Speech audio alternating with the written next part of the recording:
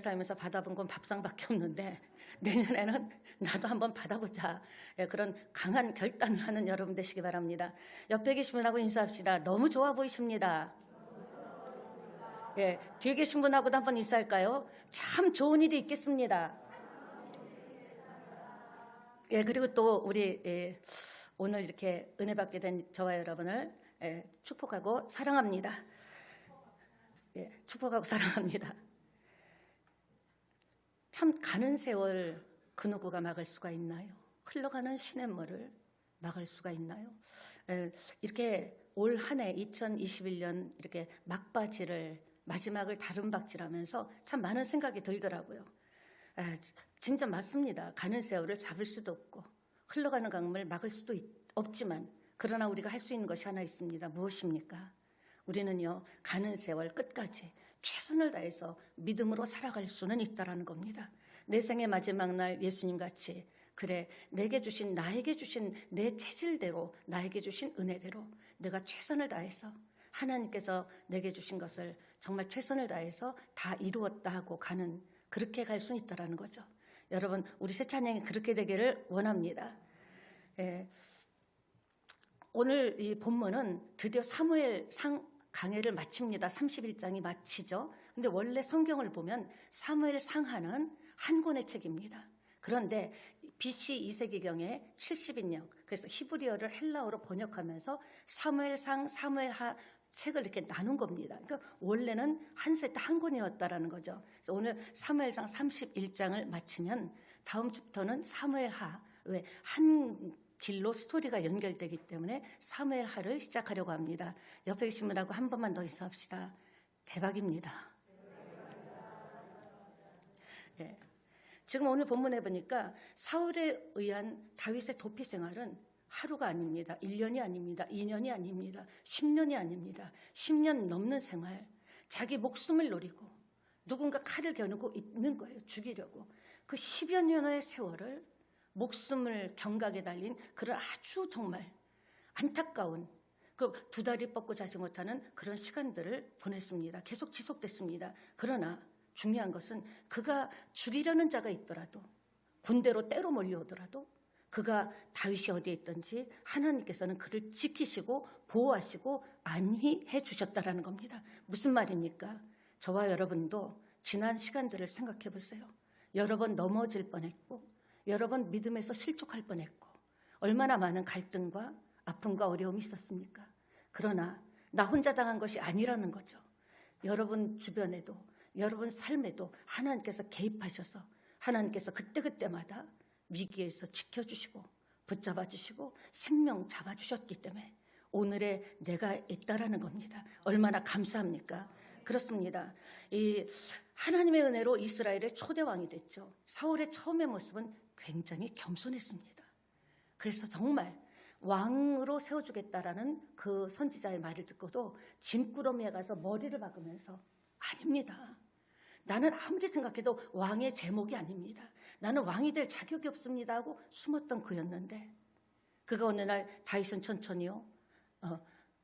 사울은 천천히요. 다윗은 만만이라는 그 얘기에 질투심과 그리고 그는 자기 왕위를 지키려는 오직 그 일념으로 그의 세월, 그 많은 왕권의 세월을 그렇게 흘려보냈다라는 거죠.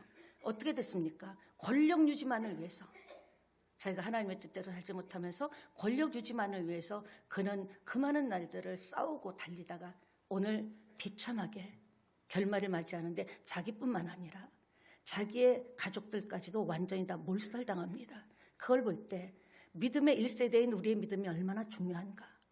그러하지 않으면 믿음으로 우리가 가정에 하나님 나라를 세우지 않고 사람의 나라를 세운다면 여러분의 삶의 현장에 하나님 나라를 세우지 않고 사람의 나라를 세운다면 문제가 있다라는 겁니다.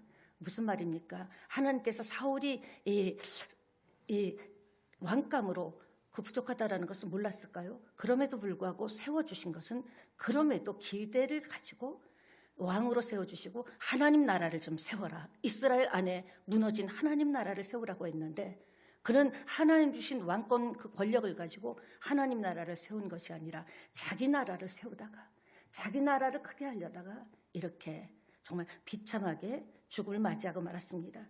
오늘 사울의 죽음 이야기를 성경은 들려주는데 특히 31장에서는요. 무려 14번이나 죽는다, 시체, 죽음에 관한 짧은 이 31장에 14번이나 죽음에 대해서 이야기를 하고 있습니다. 사람은 누구나 죽음의 얘기를 좋아하지 않습니다. 죽는다는 것은 알지만 그것을 이렇게 굳이 그렇게 죽음이란 얘기를 듣고 게다가 연세가 좀 드신 분들은 유쾌하지 않은 얘기다. 죽음의 얘기를 이렇게 거듭한다는 것은 별로 이렇게 기분이 좋지 않다. 이런 생각을 하시는데 그 갖는 이유가 뭔가? 그것은 부정적이라고 생각하기 때문에 그렇습니다. 살 동안 열심히 살자. 그런데 여러분 90세 할머니가 믿음이 좀 좋은 할머니였어요. 근데 90세가 넘으면요. 어찌할 수 없이 기력이 쇠할 수밖에 없습니다. 마음은 뻔한데 마음은 아직 20대지만 근데 이게 몸이 움직여지지 않습니다. 그러니까 65세를 넘게 되면은 이런 말이 있어요. 그전에는 한 번 했던 것을 1시간에 했다면 한 번에 했다면은 이 65세를 넘어서는 3시간이 걸려야 이전에 1시간 했던 효과가 나온다고. 그건 뭡니까? 마음은 있는데 몸이 안 따라준다라는 거죠. 하도 입원 퇴원을 반복하니까 그 엄마가 90이 넘은 어머니가 너무 고통당하는 것을 본 딸이 너무 안타까운 거예요. 너무 대신 아파줄 수도 없고 우리 그 노인 너무 늙으신 어머니가 저렇게 아파하니 안 되겠다 싶어서 어머니한테 눈물 엄마 그냥 가세요. 고생하지 말고 그냥 가세요. 너무 힘들잖아요. 근데 어머니는 예수 믿었으니까 천국 갔잖아요.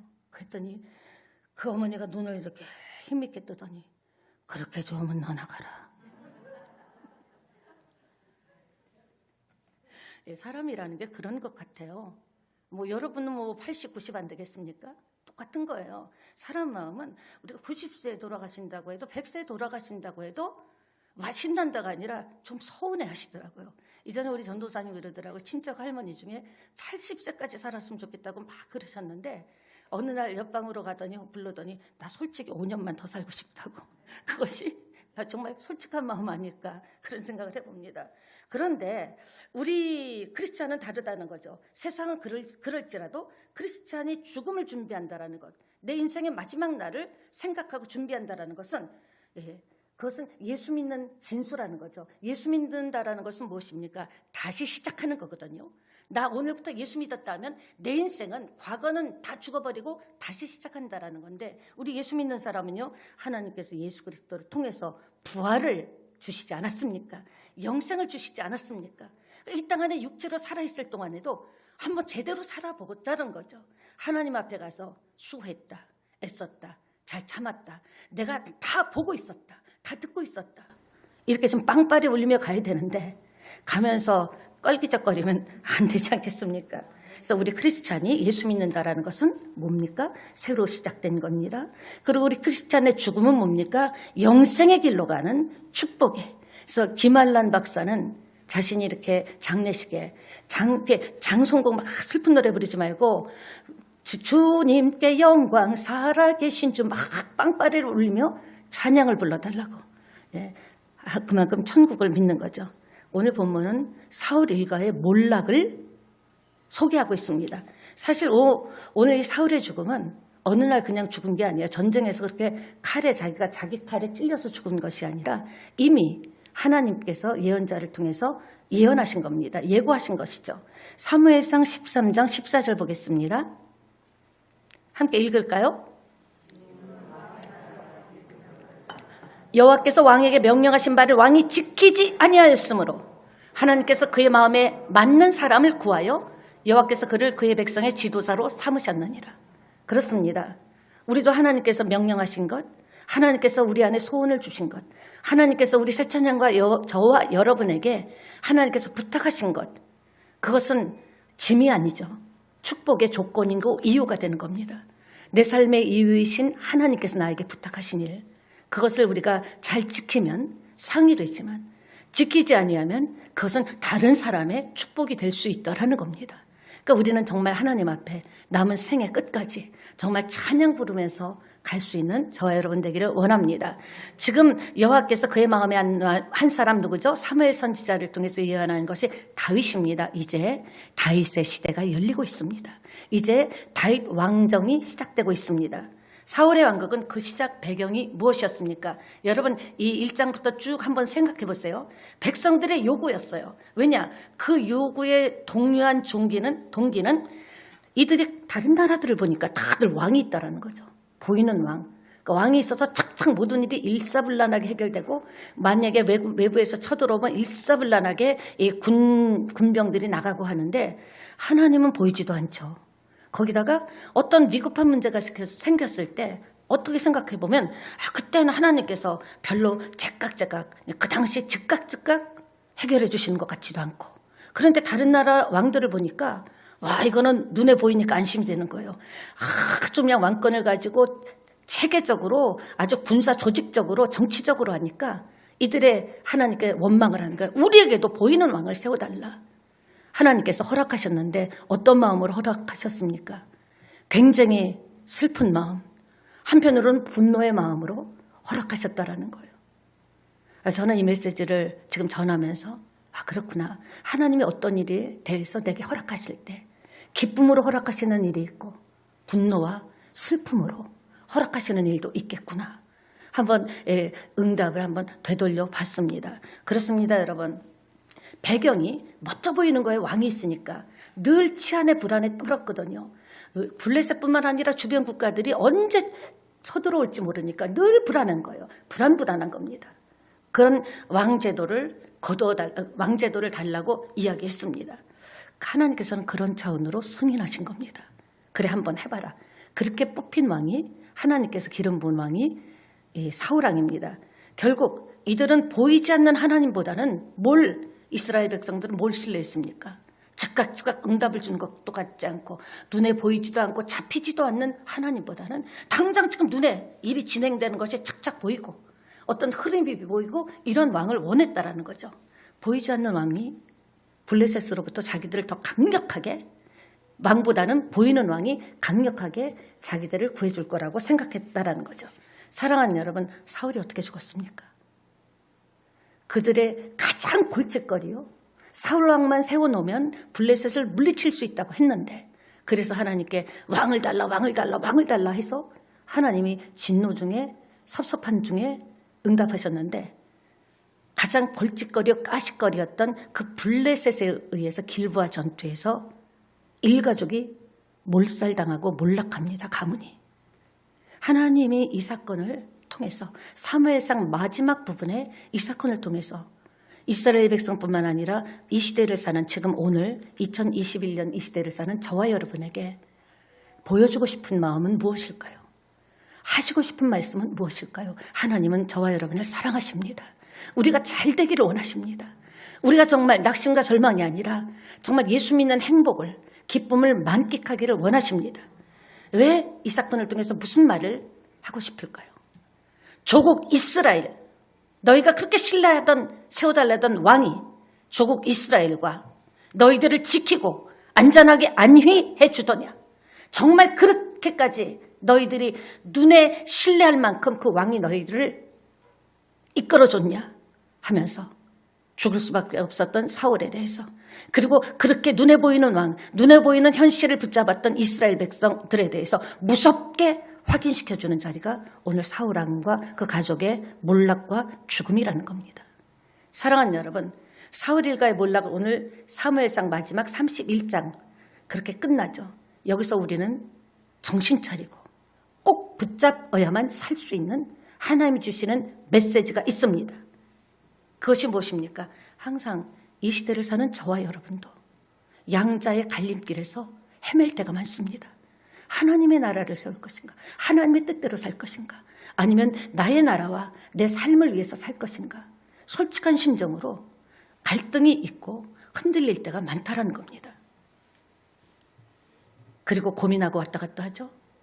내가 생각하는 내 방법대로, 흐름대로 그렇게 살아야 확실하게 이길 것 같고, 눈에 보이지 않고 응답도 제깍제깍 주시지 않는 것 같은, 하나님의 뜻대로 살면 안 될 것 같은, 그래서 이 두 양쪽을 왔다 갔다 하면서 고민하면서 갈등하면서 흔들릴 때가 있다는 겁니다.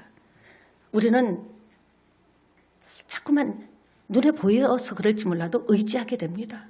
세상을 의지하고 사람을 의지하고 도울 힘이 없는 사람을 의지하지 말라고 성경에 있는데도 그 사람이 꼭 나를 도와줄 것 같고 나를 밀어줄 것 같고 내 인생에 힘이 될 것 같고, 여러분, 사람을 움직이시는 분은 하나님이십니다.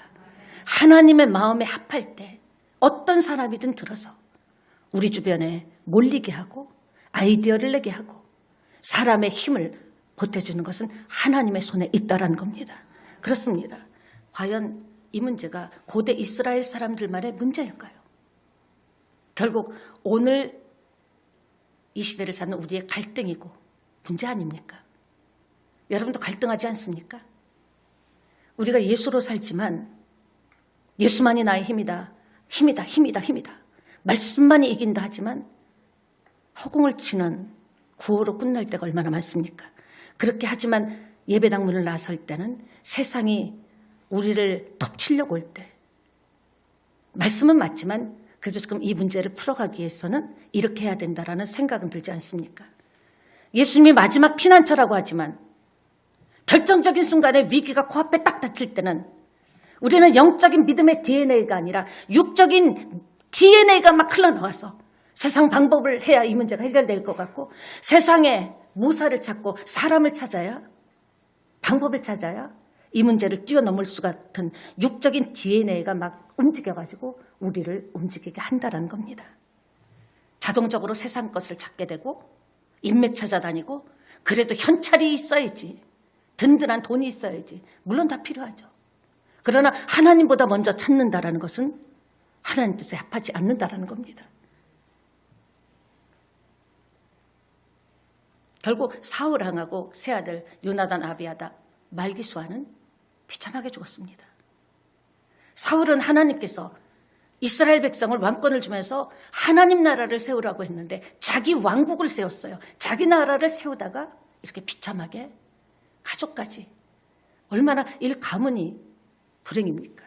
이 기준으로 우리도요, 우리 가정을, 말로는 하나님을 믿는 예수만 섬기는 우리 집이라고 하지만 그 안에는 이 기준으로 여러분의 가정을 돌보지 않으면 여러분의 가정은 세상 나라가 세워지는 거예요. 여러분의 사업장, 여러분의 일터, 여러분의 직장에 여러분이 무엇을 하든지, 먹든지 마시든지 무엇을 하든지 이 하나님의 나라를 세우리라, 하나님께 영광 돌리리라, 이 기준이 무너지면 사울왕과 같이 말은 크리스찬이지만 자기를 위해서 사는, 자기 확장을 위해서 사는 크리스찬이 될 수밖에 없다라는 겁니다.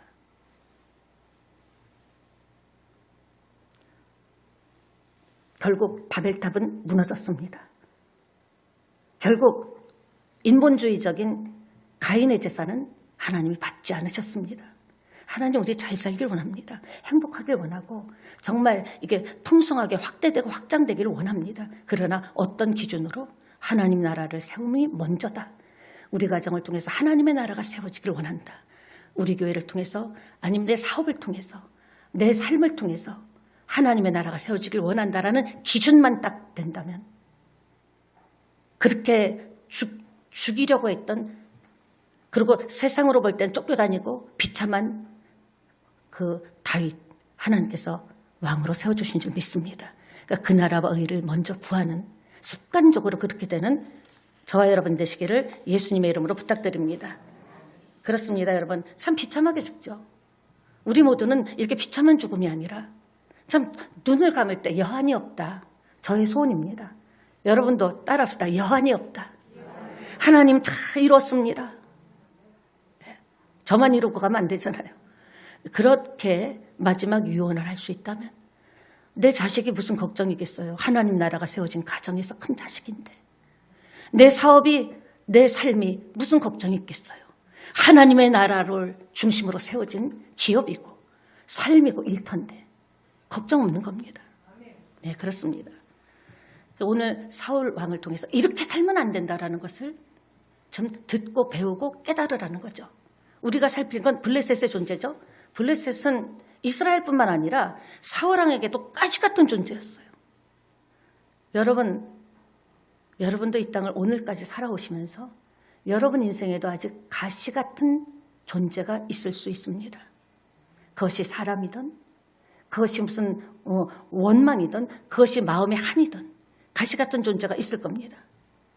나에게도 있죠. 그런데 이 가시 같은 존재는요, 희한하죠. 내가 영적으로 건강하고요, 믿음이 충만하고요, 기도가 꽉 차고요, 찬양이 넘치면요, 그리고 내가 일들이 잘 풀릴 때는요, 어떤 가시가 와도요, 통과. 좋아. 됐어. 오케이. 통과할 수 있는데요. 내가 믿음이 흔들리고 영적으로 약해지고 병들고 시험에 빠질 때는요, 이 가시 같은 존재는 엄청난 힘을 가지고 나를 더 강력하게 찌른다라는 거예요. 그러니까 내가 교만해지거나 하나님이 싫어하는 것이 교만입니다. 교만해지거나 믿음이 약해지거나 하나님과 멀어지면 가시는, 나를 찌르는 가시가 돈이든 사람이든 병이든 더 강력하게 나를 깊숙이 찔러온다는 것을 꼭 기억하시기 바랍니다. 블레셋이 그랬어요. 이스라엘 입장에서 볼 때는 블레셋이 이번 전쟁에는 약하네, 이번에는 블레셋이 세네. 그것은 인간의 눈이죠. 어떻게 그런 것이 변하나, 이 블레셋이 약하고 강한 게 아니라 이스라엘의 믿음이 튼튼할 때는요, 블레셋의 존재가 미미합니다. 뭐 까짓 거, 밥 한 덩어리. 여러분 마치 목에 가시가 걸렸을 때, 어렸을 때는요, 이비인후과가 어디 있습니까? 병원도 별로 없는데 그냥 엄마가 밥 한 덩어리 크게 해서 꿀꺽 삼켜라. 그러니까 저들은 우리의 밥이다, 여호수아가 고백한 것 같이 내가 믿음이 강력하고 좋으면요, 그런 것들은요 별것 아니에요. 저거 밥이다. 밥 한 숟갈 꿀꺽 먹으면 넘어간다. 그런데 내가 시험에 들거나 상처에 빠지거나 원망 불평, 기도가 떨어지고 찬양이 떨어지고 예배가 등한시되면요, 그것은요 엄청나게 강력하게, 여러분 병원 응급실에 계시던 의사 선생님이 얘기하는데요, 여러분 이렇게 웬만한 내가 몸이 강력하고 몸이 좋을 때는요, 상태가 좋을 때는 그냥 이렇게 가시 밥 한 숟갈 먹으면 돼요. 이전에 제가 세상에 이런 일이 해서 가시째 먹는 그 할머니를 본 적이 있습니다. 가시뿐만 아니라 모든 생선을 그냥 통째로, 그리고 게 깍대기, 껍데기 있죠. 그것도 우적우적우적. 그 뼈까지, 그 발까지. 그러니까 남편이 걱정해서 그러다 큰일 난다. 병원에 가보자. 병원에 딱 가봤더니요, 아무 이상 없는 거예요. 그래서 하는 말이 자기는 계속 생선을 통째로 씹어먹겠다고. 여러분, 그런데 내가 강하면 씹어먹을 수 있죠. 근데 그 응급실 의사 선생님 얘기하는데 의외로 생선, 이 가시 같은 것에 아니면 걸리는 것에 걸린 사람이 와서 응급실에서 치료받지만 수술하다가 죽을 수도 있다는 거죠. 그만큼 몸의 기능이 약할 때는 그렇게 힘들게 죽을 수도 있다는 거죠. 의료진 얘기입니다. 무슨 얘기입니까? 내 인생의 가시, 뭐 저라고 없겠습니까? 여러분이라고 솔직히 없겠습니까? 진짜 빼고 싶은데 빼지지 않는 가시. 물론 힘들지만 내가 영적으로 그럴수록, 가시가 클수록 내가 무장하는 거예요. 말씀을 집어넣고 찬양을 하고 눈물을 흘리면서도 찬양을 하는 거예요. 하나님은 살아계시다. 살아계신 주를 찬양하면서 말씀을 고백하면서 영적으로 무장돼서 저 가시는 내 밥이야 하는 순간 밥이 될 줄 믿습니다. 꿀꺽 삼키는 거예요. 그러나 내 몸이 약할 때는 별것 아닌, 저번에는 더 큰 문제도 이겼는데 지금 내 영적 상태가 약하고 믿음이 약해질 때는 별것 아닌데 그것 때문에 죽을 수도 있다는 겁니다. 우리 인생도 마찬가지입니다. 가시가 없어지는 게 목적이 아니에요. 가시는 내 건강 상태를 알려주기 때문에 좋을 수도 있습니다. 그러니까 무엇이 묻습니까? 가시가 내가 세 보인다? 지금 내가 믿음이 약해졌구나. 은혜가 떨어졌구나. 이렇게 아멘 소리도 안 나오는구나. 이 연사 부르짖어야 됩니까? 물 한 잔 마셔야 되니까 약간.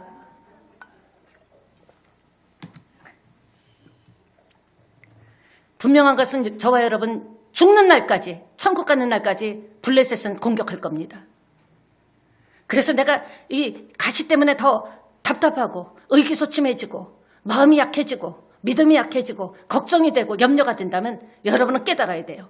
또 이거 내 인생에 위기가 왔구나 이렇게 깨달으면 됩니다.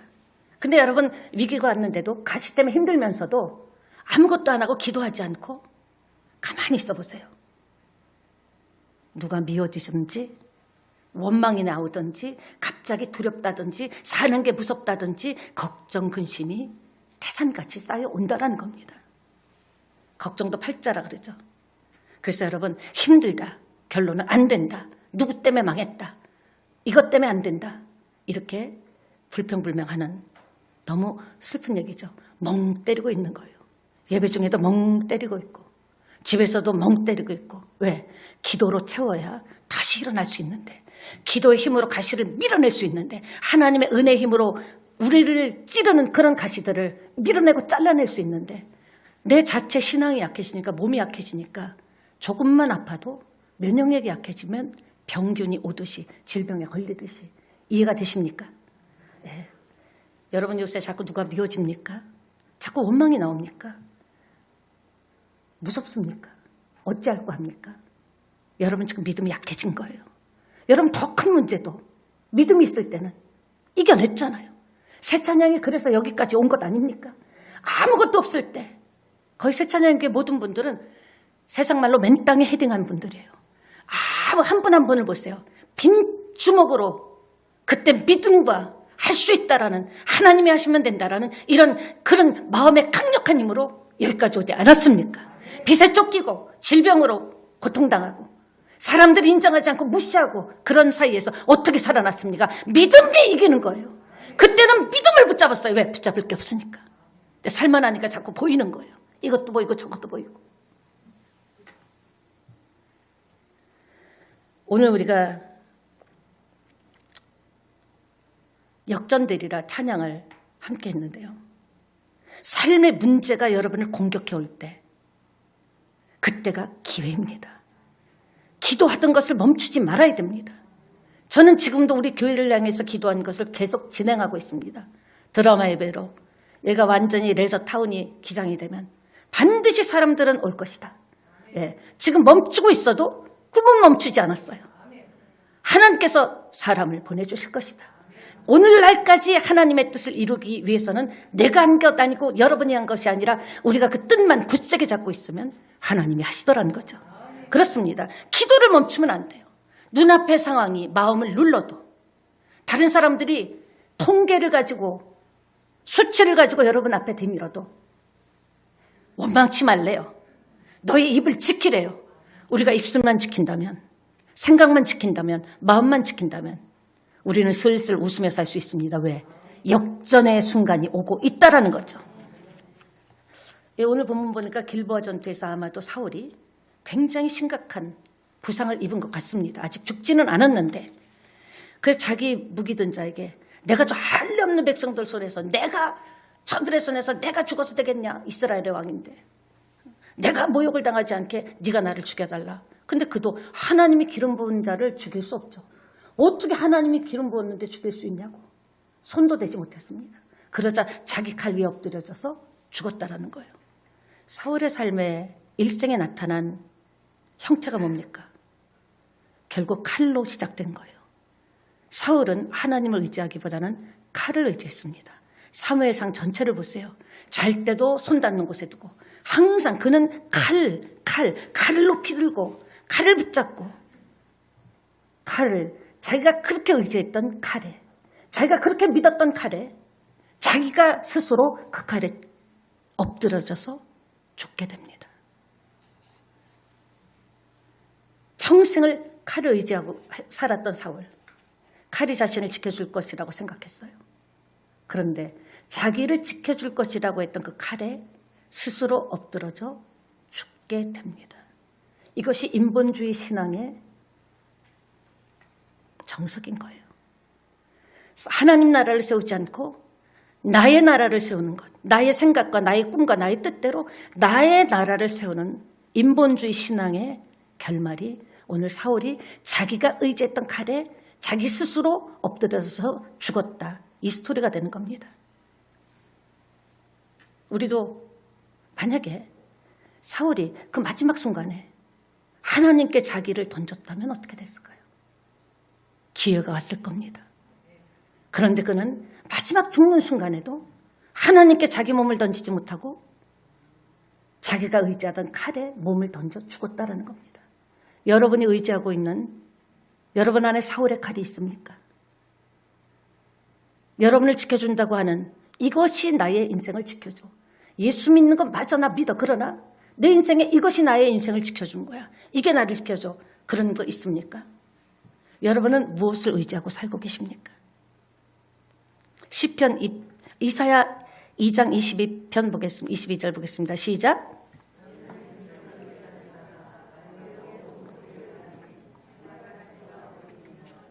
말로는 내가 정말 믿고 있는 건 뭡니까? 말로는 하나님 영광, 예배, 찬양, 은혜라고 하지만 사실은 나를 믿는 것 아닙니까? 돈을 믿는 것 아닙니까?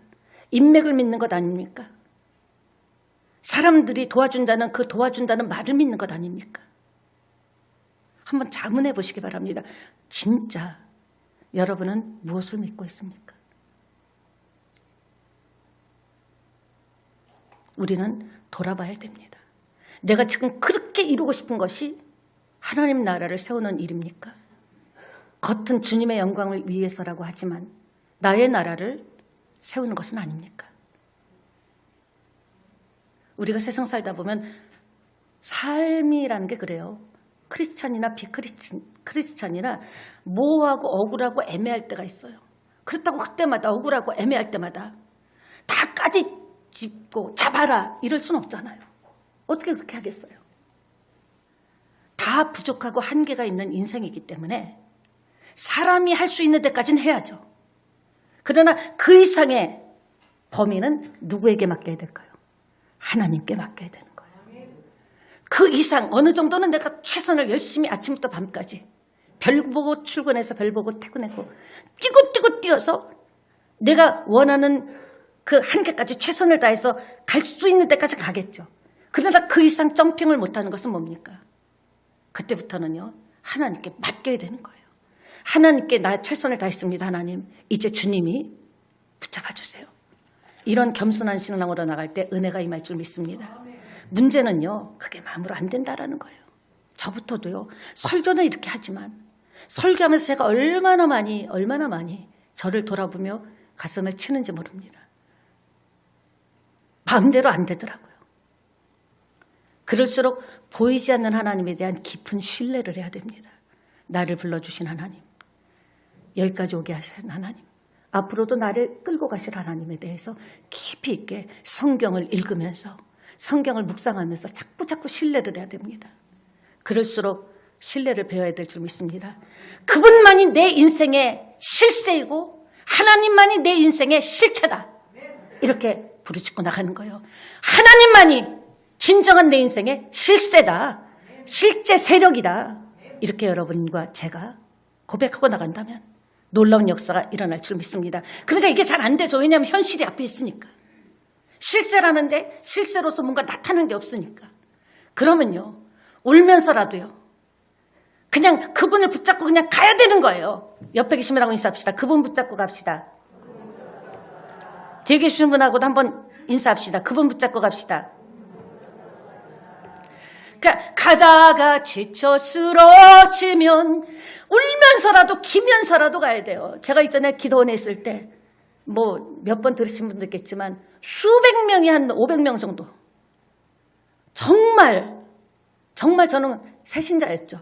너무 제 병을 고침받고 싶고 빨리 추운 강원도 태백산을 떠나서 따뜻한 부산에 우리 가족, 사랑하는 남편, 딸이 있는 곳에 오고 싶었습니다.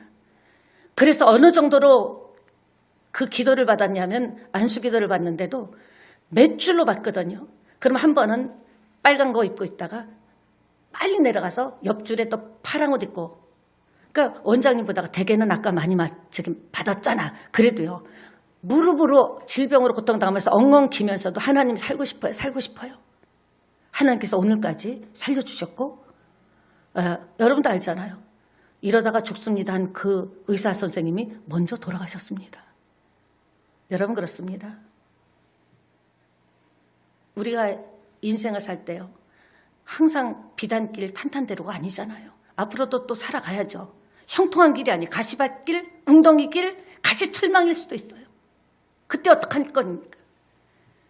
그럼에도 불구하고 주께서 저와 여러분을 끌고 가실 줄 믿습니다. 이럴 때 사람들의 선택은 세 가지를 합니다. 막막할 때, 가시덤불, 웅덩이에 빠졌을 때. 첫째는 도피합니다. 현실을 도피하죠. 술도 마시고 사람도 만나고 여행도 가보고 몰라 잊어. 잠깐뿐이죠. 잊어집니까? 두 번째 사람은 모른 채 방관합니다. 왜냐하면 피하고 싶은 거예요. 도망가고 싶은 거예요. 세 번째는 정면 돌파합니다. 우리 세찬이 양은 믿음으로 정면 돌파합시다. 문제가 아닙니다. 말씀을 마무리하겠습니다. 예수 믿게 됐다는 것은 다시 시작하는 거예요. 오늘 예수님을 진짜 말씀을 받아들이는 것은 다시 시작할 수 있는 길이 열린 줄 믿습니다. 예수님께서 그래요. 왜 너만 바라보고 있냐?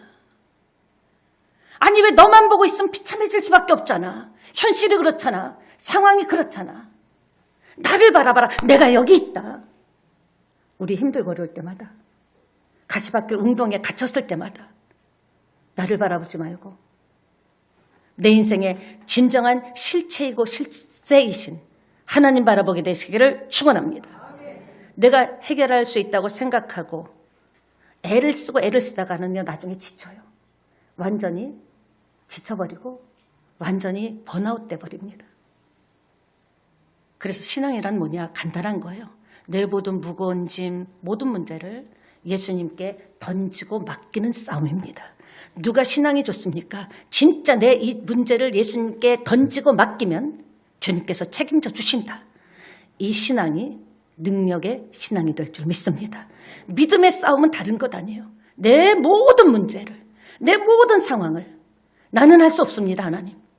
그러나 하나님이 하신다면 된다는 믿음은 있습니다. 내가 믿음으로 던집니다. 기도가 뭡니까? 믿음으로 던지는 거예요. 시컨 던지고 갈 때 또 끌고 가는 분들이 많더라고요. 그러지 말게 되시길 바랍니다. 그걸 자꾸 네 문제로 보지 말고 내 문제로 맡겨라. 이 시간에 우리 찬양하고 기도하도록 하겠습니다.